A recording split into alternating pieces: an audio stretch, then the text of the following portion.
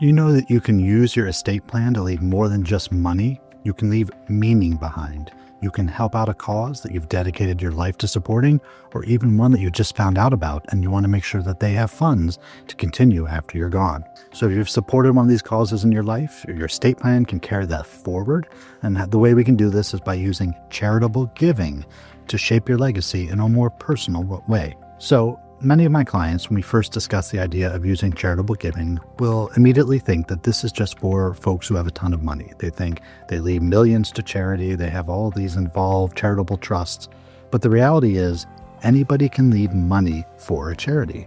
So I recently had a client in New York, and he didn't have a lot of money. He was an only child. His parents had already passed away. He didn't have any family or anyone really to leave his estate to. However, he had a massive library collection, which is why he and I got along so well. So with all of his books, that became the focus of his estate plan.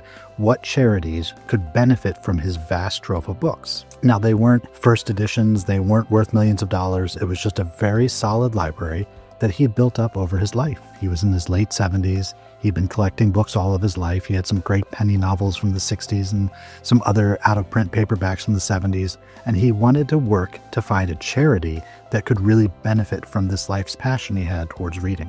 So that's an example of where we can use charitable giving to look at what's meant a lot to you in your life. And if you don't have family members that you specifically want to give money to, or if you have a part of your estate that you want to make sure gets carved out for a charity, we can add that to your estate plan. The reason this matters is there's going to be 5 main benefits that we can get out of our charitable giving. So the first thing we can do is you can get tax benefits out of it. So you can cut down or eliminate estate taxes that may be due on your estate if you're in a state with estate taxes. Flexibility, so it allows you to change your mind at any time. So if you've supported one charity throughout your life, but then you find out that they have a new director and it's going a different direction, you can always update your estate plan and change the charity who's receiving things from your estate. The third benefit we can get is there's family harmony, so it's going to avoid squabbles. So if your family knows that you've invested your life into books and you're a former librarian like my mother was, and reading has been so important to you, it creates less of a family squabble when they find out that in your estate plan, we're leaving some money to a charity or some other organization that supports the arts or supports libraries or supports books. It makes sense with who you were. Number 4, it's a legacy benefit. So we can really align, once again, your legacy, your estate plan with the values that you put out into the world. And the 5th benefit is it can really be a teaching moment. So you can actually model this philanthropy for your children. So a lot of children don't necessarily understand what their parents' true interests are or where they spend their time. And by seeing that mom and dad left some books for a local library can really help them understand the importance of books and education to their parents over the years. There's 5 main ways we can use your estate plan to give to charities for charitable giving. First way, and the most straightforward way, is a bequest in your will. And what this says is that I leave blank to blank. So in the example, you say, I give 10% of my estate to Second Harvest Heartland. We can do a dollar amount. We can do a percentage of your estate. We can do a specific asset like stock or property or art. So using this bequest in your will is a simple, straightforward way to leave something to the charity of your choice. It's easy to set up and it's easy to change. Second way we can do this is through beneficiary designations. So we have beneficiary designations on accounts like retirement accounts, life insurance accounts, and payable on death accounts. So this is a benefit because the beneficiary, being the charitable organization, gets that money or gets that bequest directly, and charities don't pay an income tax. So that means that more of the money will go to them and their cause than it would if it went to one of your family members or to somebody who's not family. And they may end up getting taxed on what they inherit from you. So the charities are able to take the full amount of that beneficiary designation and actually use it without being taxed. Third way we can do this is through a charitable remainder trust. And so what we do with this type of trust is that you or a loved one will get income from what's in the trust during your lifetime, and then after you pass away, the rest goes to charity. This can be really effective for high net worth folks who have significant assets in stocks and real estate, and it offers them a tax deduction when they create it. Fourth way we can do it is actually the reverse. It's called a charitable lead trust. And in a charitable lead trust, it's going to be the opposite of the charitable remainder trust. And in this case, the charity gets the income first, and then when you pass away, your family gets what's left in the trust. A way we can look at these two different trusts about whether we want to give the income to the family first and then what's left to the charity, or we can flip it and give the income to the charity first and then to your family after that. And the final way, the fifth way we can do this plan as part of your estate plan, is what we call donor advised funds. So what these allow you to do is donate to a specific fund that has usually a specific cause. So the advantage is it's going to be tax deductible to you now. You can recommend the grants over time, so you can actually have participation in that donor advised funds and where that money is going. And you can actually appoint a successor to carry on your legacy after you're gone. So it's essentially like a flexible spending account that you can use for your charitable giving to support your legacy. So those are our 5 main ways we can do it. And now let's look a little bit at Minnesota specifically. So if we're in Minnesota, we need to remember, first of all, that as of 2025, estates over $3 million are going to be subject to the estate tax. We can use these charitable gifts to actually shrink your taxable estate.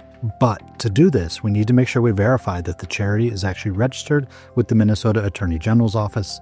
So you can go to their website and they have a section on charities, and you can make sure that the charity you're choosing as part of this plan is actually registered with the state and is in good standing. So coming back from Minnesota, let's look generally at 3 main mistakes we often see.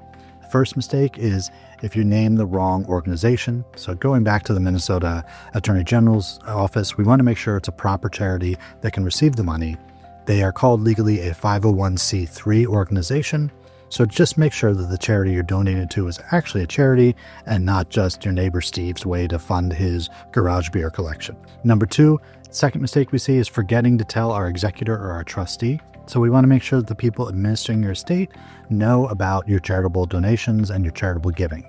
So whether it's in your will or whether it's a list of beneficiary designations, we want to make sure your executor or your personal representative knows that you have this as part of your plan. And the final mistake is when we have old, outdated plans, we want to make sure we are reviewing your plan at least every 3 years. Charities can merge, they can dissolve, your goals may shift. There can be a variety of reasons we need to make changes to your charitable giving. And as we talked about things like bequests in your will and beneficiary designations, they're pretty easily changeable. So we want to make sure we're staying on top of who the charities are and that they're still charities that can receive your funds. So you probably at the point where you're saying, okay, I want to do my charitable giving, I'm not sure what to do next. So it's pretty easy to get started. The first thing you can do, and doesn't have to even write it out, you can just have it pop open your phone and do a quick note, is what are the charitable causes that matter to you? And then once you figure that out, talk to your attorney. You can give me a call if you'd like, and we can talk about those charities, what matters to you, and how we can incorporate them into your estate plan. We also want to make sure we're bringing in your tax advisor and your financial advisor. So this is a holistic approach. We don't just rely on one particular professional in this case. We want to make sure that your estate planning attorney, your financial advisor, a tax advisor, we want to make sure they're all on the same page so we understand what your legacy looks like from these different areas. You don't want to have your will conflicting with your tax strategy. And then finally, we want to share it with our family. So your family wants to understand why you're leaving money to a charity. They want to understand your legacy, especially if you have grandchildren who may not understand why grandma's books are all going to that local library. It's a great teaching moment for children to help them understand that their grandmother really valued education and valued books, and that's why we're leaving this particular legacy. If you have more questions or you'd like to set up a legal strategy session, you can go to my website, andrewmayers.com. There's a red legal strategy session button on the front page. If you click that, you'll be taken to my scheduling page where we can set up a 15 or 20-minute legal strategy session. We can discuss charitable giving and how it can be incorporated into your estate plan. If you like this video, you can hit the like or thumbs up button below. You can hit the subscribe button by going to YouTube or heading over to ayerslawtv.com. So remember, when part of your legacy wants to be charitable giving, or if you have charitable causes, it's a very easy way to put it in. We've gone through the 5 different ways that you can add charitable giving to your estate plan. So make sure you're reaching out and getting all of that in place. And if you already have your charitable giving in place and it's been more than 2 or 3 years, let's make sure we're reviewing it and make sure everything is up to date and ready to go.